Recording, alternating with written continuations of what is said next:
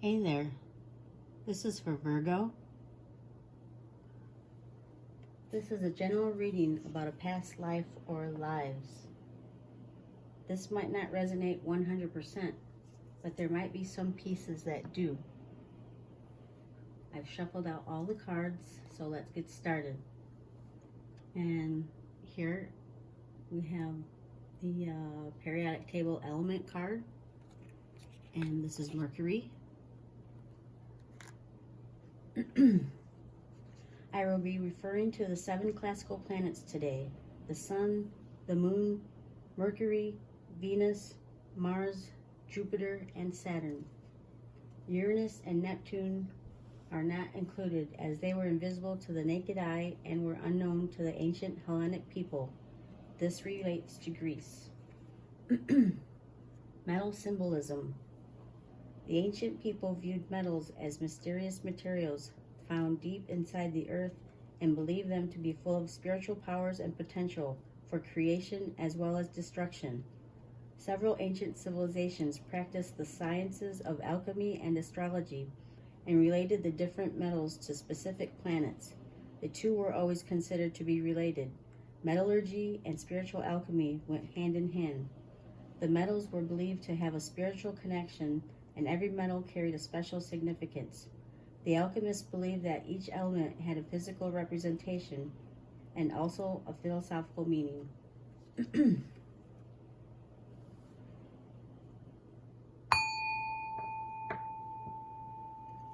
So Mercury is your planet. Communication, knowledge, information, curiosity.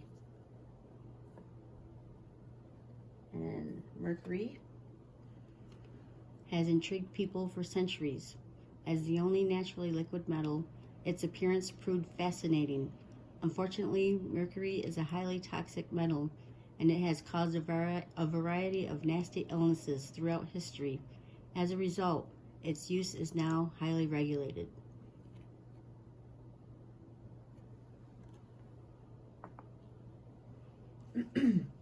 Mercury is an unusual metal that exists in the liquid form at room temperature.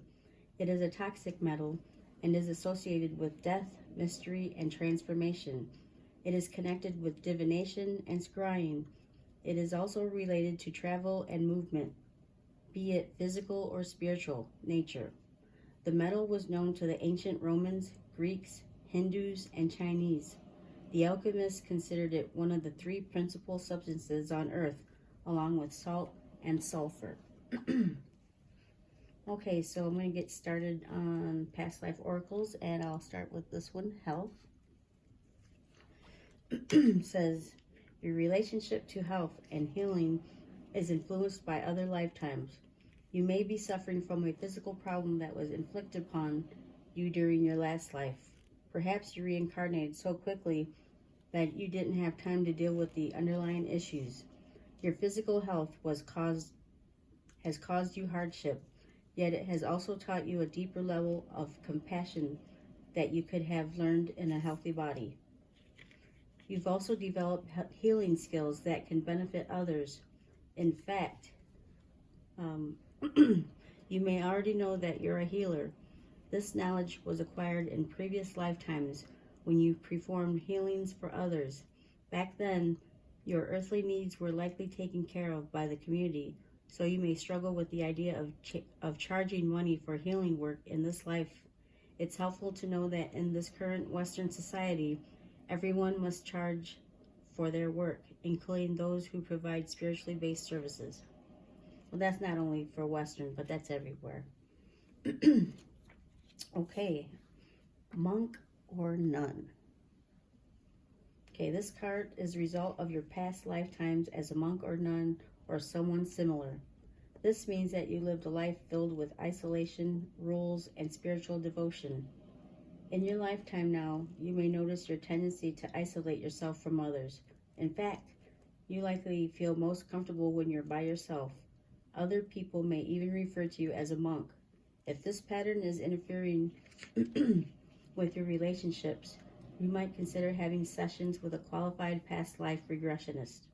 In addition, You may have taken vows as a monk or a nun that may be interfering with your relationships, career, and more.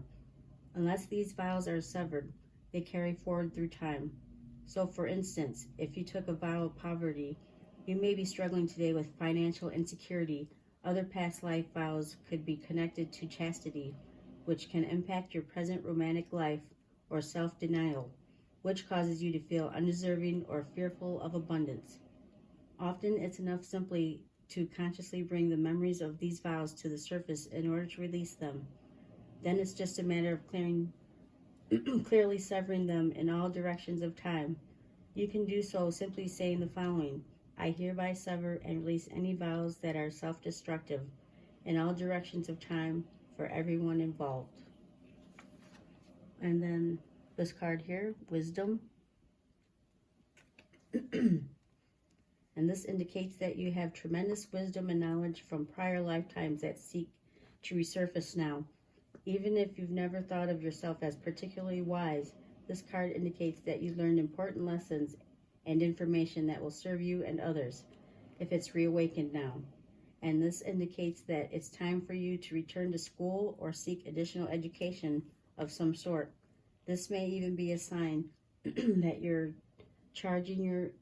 changing your career path. Your re-emerging knowledge is guiding you toward work that is more meaningful.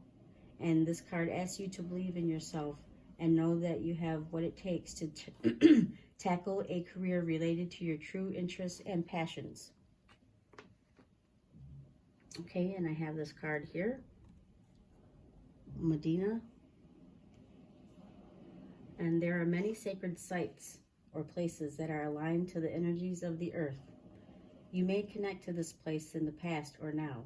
Maybe in your dreams you have seen these images. You can dig deeper and check the internet or library for more information. And then that location is in the city of Medina on the island of Malta, and it connects to the Knights Hospitallers. And these are life purpose cards here, and this may connect to what you have done, currently doing, or interested in. Heart's desires. The angels are supporting, guiding, and protecting you as your dreams become a reality. You're on the right path. Keep doing what you're doing because it's working. Children. Your life purpose involves helping, teaching, and healing children. Okay, that was your reading. There's a lot of information here. Replay or pause this video if you have to. I hope this was helpful. Thanks for stopping by.